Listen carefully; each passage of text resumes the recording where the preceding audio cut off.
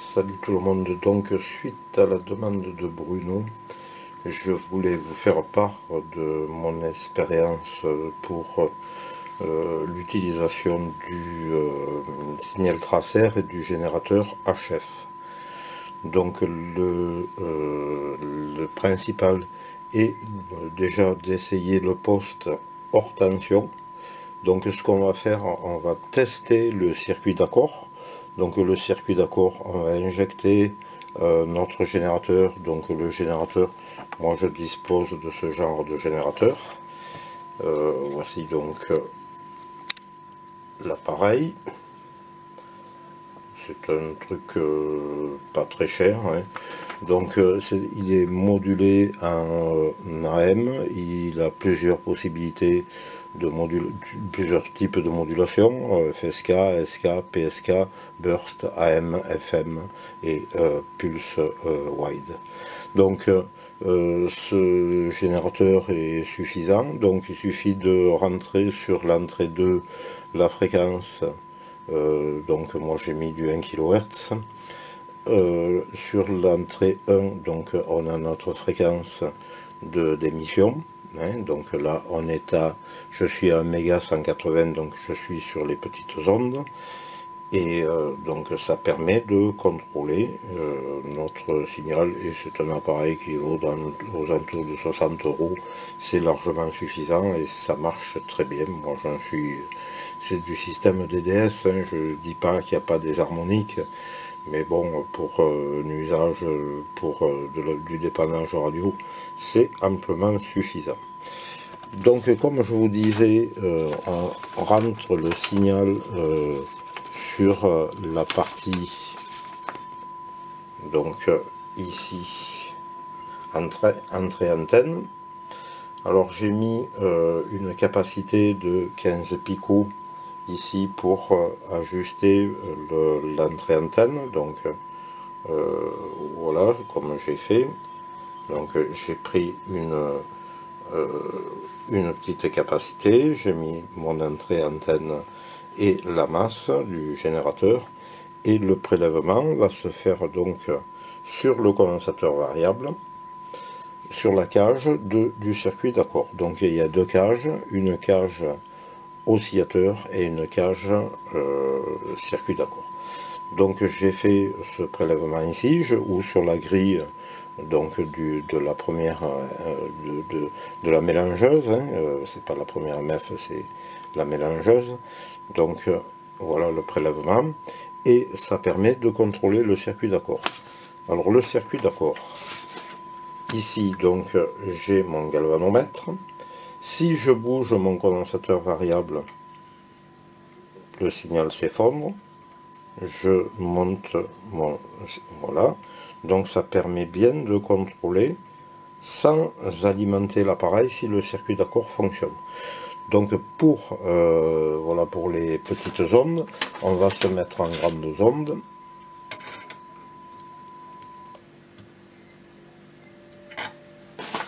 Et on va changer la fréquence. Donc je change la fréquence du générateur. Alors fréquence,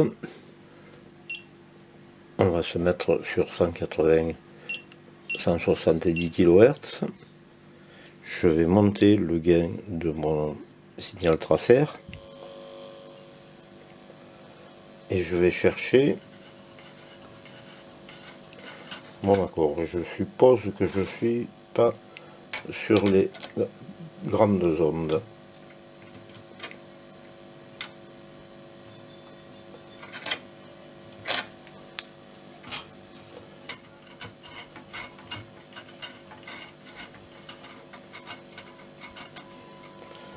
Voilà, donc la capacité de 15 pico est un peu juste, donc je vais remonter à l'aide ici mon signal de sortie de mon générateur.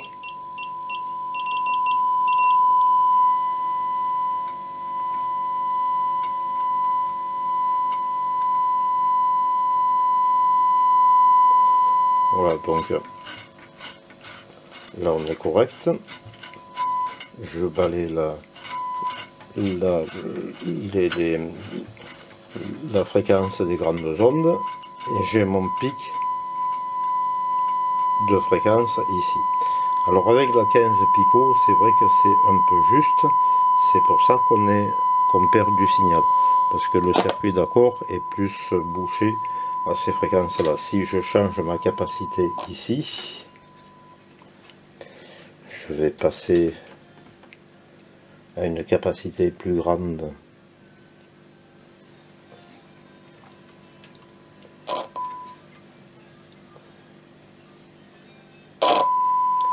Voilà.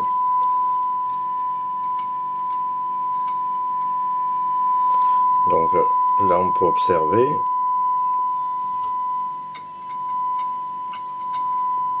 que l'accord réagit très bien. Donc on sait que ce poste côté accord fonctionne sur les grandes ondes et les petites ondes. Je vais baisser le signal d'entrée. Voilà.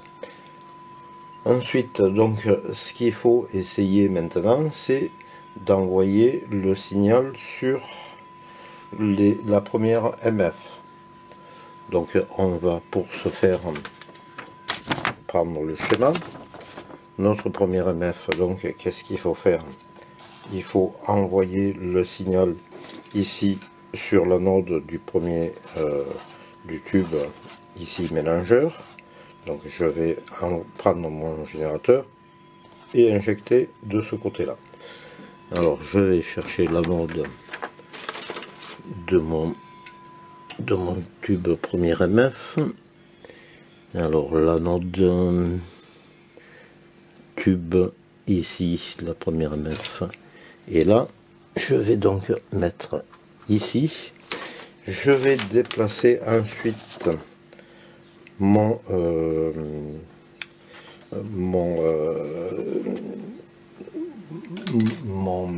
signal de réception sur la grille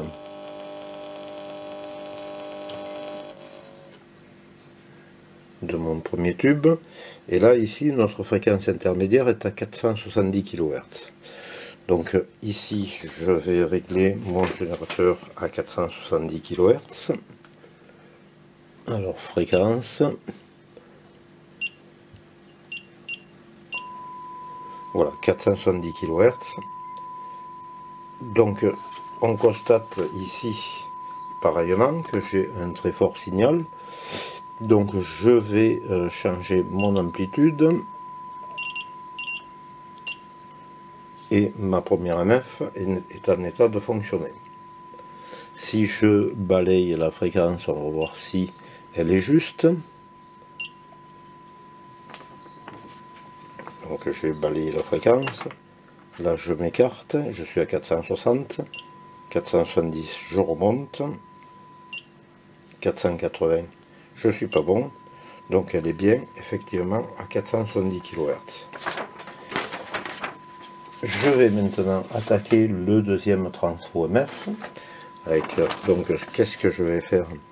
Je vais injecter le signal, donc là où j'étais sur donc l'anode. Je vais prendre ici, faire une chose, donc la grille ici de ce tube, l'anode de ce tube, et prélever avec mon signal tracer sur la détection.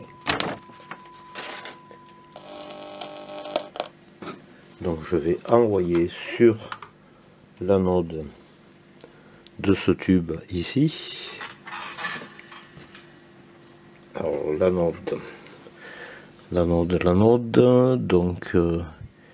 l'anode elle est sur le premier transfo, enfin sur le transfo MF ici. Donc ici je vais mettre mon générateur dessus. Et je vais maintenant prélever mon signal sur ma détection. Alors la détection, ici c'est une CBLE1. Je vais coincer ici. Donc Voilà ce que ça donne. Et le prélèvement, donc, voilà, il est fait.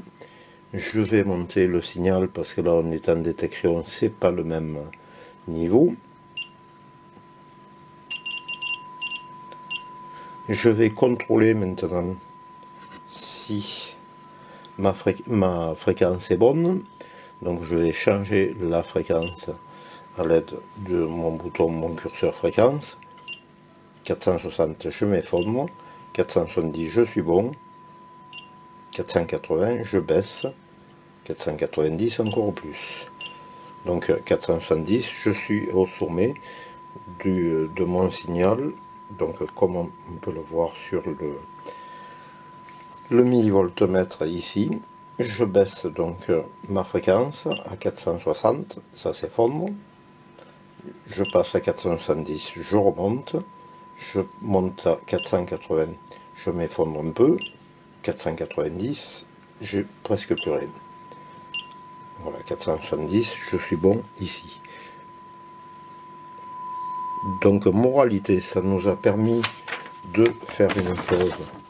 Contrôler ici le circuit d'accord, ce transfo MF, ainsi que ce transfo MF, sans mettre le poste sous tension. Donc c'est un gros avantage et on enlève un risque d'électrocution. On peut aussi de ce fait contrôler si l'oscillateur fonctionne, sans toujours alimenter le poste. Qu'est-ce qu'on va faire? C'est un circuit accordé, l'oscillateur. Donc on va injecter ici le signal sur l'anode du tube, donc sur cette partie ici. Donc on va trouver l'anode du tube.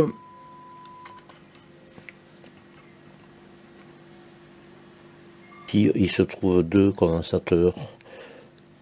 Il y a une résistance qui va sur la haute tension, donc l'anode c'est cette partie ici.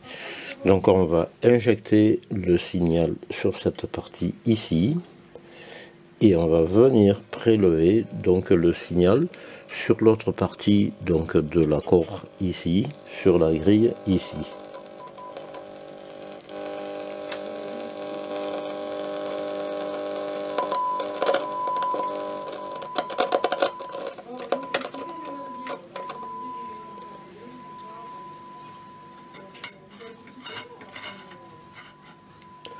Alors ici je passe plein pot, alors on va baisser l'amplitude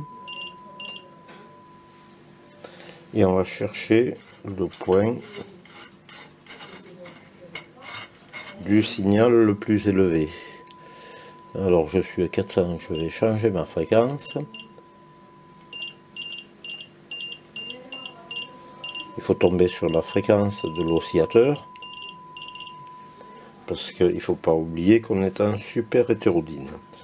Donc là, ici, je vais baisser mon amplitude pour faire le creux de mon signal.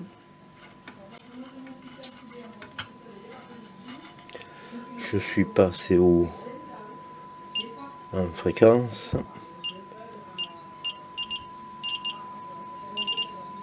Donc je suis trop haut. Je vais me mettre en milieu de bande. Voilà.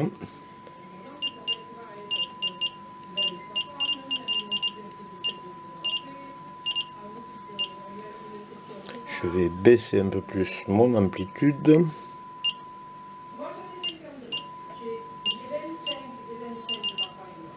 Voilà, et donc là ici, je cherche mon point sur mon... Voilà, ma fréquence d'accord. Et là, je suis correct. Donc là ici, on peut dire que tout a été contrôlé. Le signal d'entrée, donc accord ici. Tout a été contrôlé, donc l'accord c'est fait. L'oscillateur, on sait que ça fonctionne du fait de ce test ici. Et donc les FI, les deux fréquences intermédiaires sont en état de fonctionner. Si le poste ne fonctionne pas, c'est qu'on a un problème au niveau des tubes. Mais là, on a écarté déjà trois problèmes qui sont le circuit d'accord, le circuit oscillateur, et voilà. Donc on va essayer maintenant en petites ondes, voilà. Donc ici je vais changer la fréquence pour la mettre plus élevée. Effectivement, je suis toujours sur mon circuit oscillateur petites ondes. Donc là, je me suis mis sur 980 kHz et je me retrouve pratiquement en fin de bande. Si je tourne mon CV, je perds de ce côté, je gagne et je repère de l'autre côté. Voilà, donc ici l'oscillateur grande zone et petite zone est fonctionnel, l'AFI est fonctionnel et tout est fonctionnel. Cela permet de tester un poste hors tension et considérer que ces principaux organes qui sont le circuit d'accord qui est souvent la cause de gros problèmes, l'oscillateur aussi dû souvent aux capacités de liaison qui sont ou coupées ou même d'autres choses, c'est-à-dire souvent ces capas arrivent, ce sont des capas au mica, elles arrivent à s'oxyder et se couper, c'est souvent ces deux capas, une de ces deux. Ici, ça arrive souvent que les bobines soient pareil, coupées, dégradées. Les condensateurs aussi, qui sont dans le bloc d'accord, arrivent aussi à être défectueux. Et y compris ici sur les galettes de changement de bande qui se tordent et les contacts ne se font pas. Donc pareil ici pour le circuit d'accord, souvent les problèmes c'est les bobines, les fils se coupent. Les galettes, la galette aussi qui permet, les deux galettes qui permettent le changement de bande, donc souvent aussi sont abîmées. Voilà, donc les principales pannes sur ces postes radio en, disons, en analyse comme ça, sont ces choses-là. Après, bon, voir les tubes si ça marche pas sous tension. Mais là, on peut dire qu'une chose, c'est que ce poste est fonctionnel. Donc, ici, le raccordement que je vous ai fait voir, c'est ici sur le bloc d'accord. Donc, une capa, le générateur, pardon, sur l'anode du tube. Et ici, sur le bloc d'accord, j'ai fait mon prélèvement avec mon signal tracer. Voilà. Donc ici, le générateur. Donc ici, le signal tracer avec son galvanomètre. Si je change la fréquence en tournant le CV, on voit bien que j'ai un point haut, donc maximum. Donc le circuit résonne bien sur la fréquence que j'ai donc mis au préalable sur le générateur. Voilà, donc pour la petite explication, en faisant un test tout simple, sans risque d'électrocution. Voilà, je vous dis à la prochaine vidéo, comme je vous avais dit, concernant l'ampli à transistor Scott, avec une petite explication sur les transistors et le fonctionnement de cet ampli en détail, avec donc le préampli, l'étage de puissance et les calculs des courants approximatifs et des possibles adaptations de transistors en remplacement si on ne possède pas ce type de transistor. Voilà, bon, je vous dis à la prochaine vidéo.